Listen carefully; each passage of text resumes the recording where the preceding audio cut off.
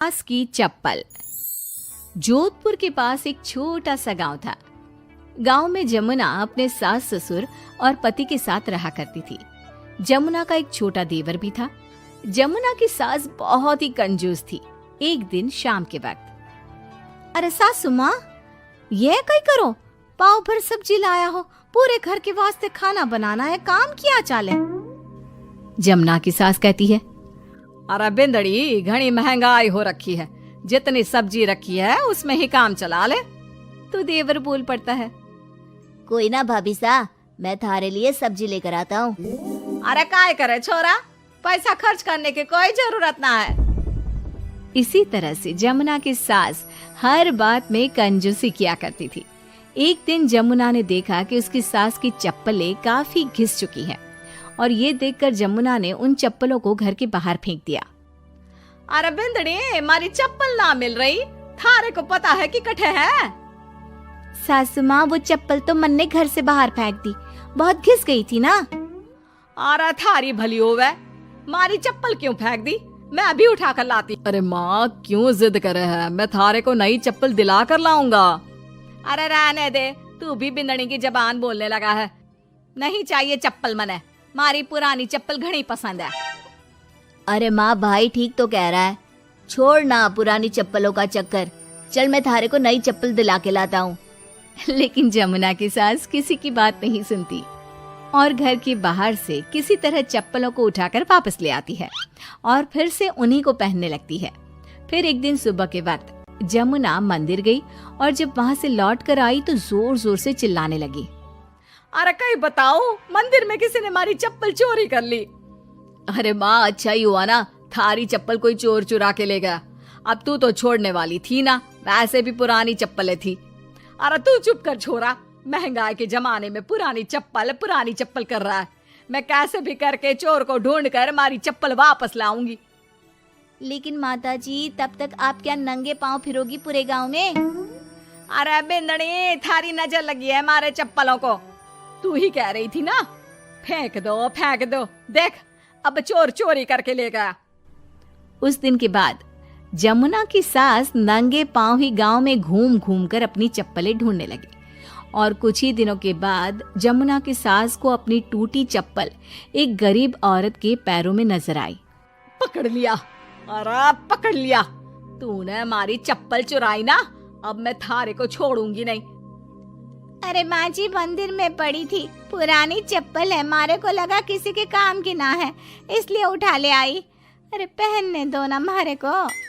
आई बड़ी पुरानी चप्पलों वाली, एक तो हमारी चप्पल चुरा ली, ऊपर से आंखें दिखा रही है, चल वापस दे चप्पल। तभी छोटा बेटा वहाँ पहुँच जाता है और अपनी माँ को इस तरह देखकर कहता है, अरे माँ, क्या कर रही है, अच्छा ना लगे, छोड़ दे, बेचारी गरीब औरत है। मैं कह रहा हूँ ना, मैं थारे को नई चप्पल दिला कर लाऊंगा। ना बेटा, चप्पल तो मैं यही वाली पहनूंगी। ऐसा कहकर जमुना की सास ने उस गरीब औरत से वो चप्पलें छीन ली। इतने पैसे वाली होकर मुझ गरीब से टूटी चप्पल भी छीन ली। अरे भगवान भला करे थारा। जमुना की सास की जिद के आगे किसी की एक ना चली और उसने फिर से वही पुरानी चप्पल पहनना शुरू कर दिया।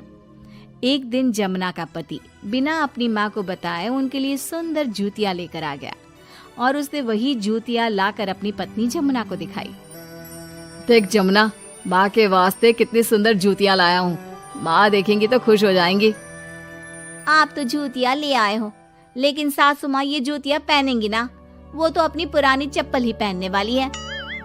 अरे जमुना, एक बार चलकर माँ को देते हैं ना ये जूतियां, क्या पता पहनने को राजी हो जावे। माँ देख तो, थारे वास्ते मैं कितनी सुंदर जोधपुरी जूतियां ले आया हूँ। अरे ये क्या करे छोरा, इतना पैसा खर्च करने की क्या जरूरत है, मारे को ना चाहिए इतनी महंगी जूतियां, तू वापस देकर आ जा। जमुना और उसके पति के बार बार कहने पर भी जमुना की सास नई जूतियां नहीं पहनती। जमुना नई जूतियों को उठाकर अलमारी के अंदर रख देती है, क्योंकि दुकान वाला भी अब उनको वापस लेने को तैयार नहीं था।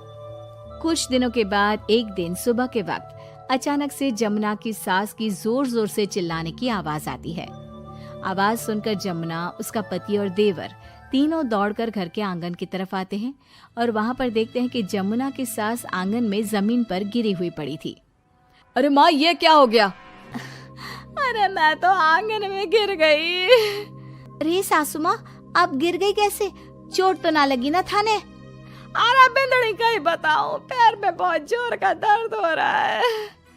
अरे सासू माँ, थारे पैर में तो सूजन आ गई, लगता है जोर की मोच लगी है। माँ, ये सब थारी जिद की वजह से हुआ है।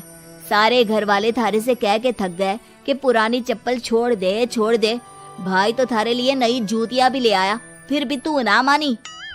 हाँ देवर जी, आप ठीक कह रहे हो सकता है अब सासू माँ को हमारी बात समझ में आ जावे। अरे आ गई, बात समझ में आ गई, अच्छी तरह आ गई। पैर में बड़े जोर का दर्द हो रहा है। अब मारे को सारी बात समझ में आ गई। ला बेटा, जल्दी से नई वाली जूतियां ले आ, आज से ना मैं वही पहनने वाली हूँ। सास की अंतिम इच्छा। देखिए माँ जी, वो पड़ोस की लूटन मौसी है ना, उनकी बेटा बहू उन्हें गोवा ले जा रहे हैं। अरे क्या बात कर रही है बहू? उसके तो ना मुंह में दांत है ना सर पर बाल, क्या करेगी गोवा जाकर? अपनी अपनी किस्मत है माँ जी, लूटन मौसी मरने जो वाली है। हैं? अरे बहू, ये कैसा मरना हुआ जो पहले से ही पता है और ऊपर से गोवा भी घूमने जा रही है? बोला ना माँ जी, ये अपनी अपनी किस्मत है। बात हुई थी मेरी लूटन मौसी की बहू से, बोल रही थी कि चलो दवाई में जो पैसा लगेगा वो गोवा में लगा देते हैं। सास को बहू की बात से पता नहीं क्यों नफरत की बदबू आ रही थी, लेकिन वो कुछ नहीं कहती और कमरे में जाकर लेट जाती है। क्या बात है, लूटन के तो मजे ही मजे है। वैसे आइडिया बुरा नहीं है, थोड़े से पैसे लगाओ और सीधा गोवा की सैर। मैं भी चलती हूँ गोवा। अगले रोज सास तय वक्त पर उठती नहीं।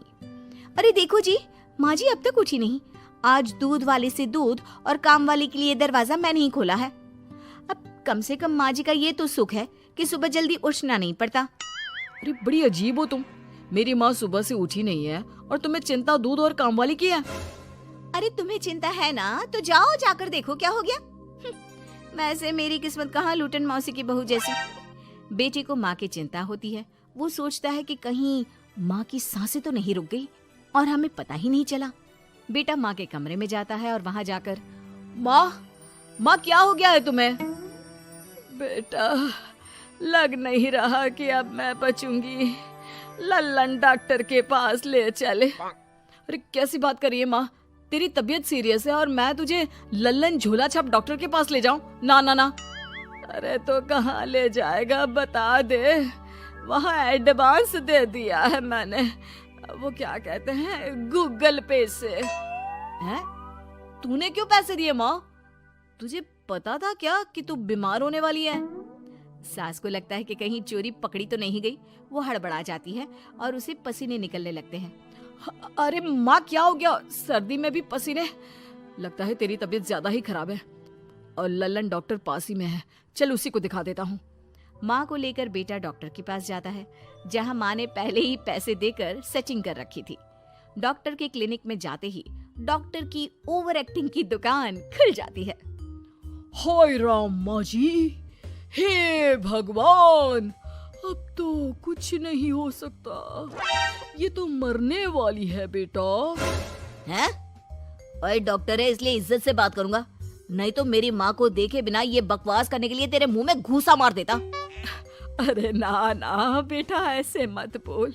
वो डॉक्टर है, उसे वो दिख जाता है जो किसी को नहीं दिखता। हाँ माँ, शायद तू ठीक बोल रही है। डॉक्टर क्या दिखा आपको? हमारे डॉक्टर जी, जिन्होंने पहले से ही माँ से बोलने के पैसे ले रखे थे। यमराज, काला भैंस, वो तुम्हारी माँ को ले जा रहा है, ले जाओ इन्हें। यार माँ, ये डॉक्टर ही है तांत्रिक, क्या क्या बोला जा रहा है? अरे बेटा, वो डॉक्टर है, उसे वो दिखता है जो किसी को नहीं दिखता। इनकी हर इच्छा पूरी करो, क्योंकि यम नहीं चाहते कि इनकी कोई भी इच्छा को अधूरी रखा जाए। निराश मन से बेटा माँ को लेकर घर आता है। माँ, आज से मैं ऑफिस नहीं जाऊंगा। चल तुझे वो झूले वाले पार्क में ले चलता हूँ जहाँ तू पिताजी के साथ जाया करती थी। ठीक है बेटा, चल, लेकिन साथ में वो बीड़ी का बंडल रख लेना। तेरे पिताजी वहीं झाड़ी में पिलाते थे मुझे। हैं? माँ कैसी बात कर रही हो? वैसे भी जीवन के 4 दिन बचे हैं और तुम। अरे देख बेटा, ना पिलानी तो ना पिला, लेकिन सुना ना तूने डॉक्टर ने क्या कहा कि मेरी कोई इच्छा खाली नहीं रहनी चाहिए। अरे वैसे बेटा 4 दिन की जिंदगी है, न जाने कब मौत आ जाए। माँ के मुंह से मौत का नाम सुनकर बेटा गंभीर हो जाता है। उसकी आंखें लाल हो जाती है। वो माँ का हाथ पकड़ लेता है। माँ को भी लगता है कि उसकी मौज मस्ती कहीं बेटे को डिप्रेशन में ना डाल दे। देख, लल्लन का फोन आया था, बोल रहा था कि हो सकता है मौत ना भी आए, पर इच्छा पूरी करके रख दे। जब जाऊंगी तब तृप्त होकर जाऊंगी, क्यों? तभी बहू की आवाज आती है।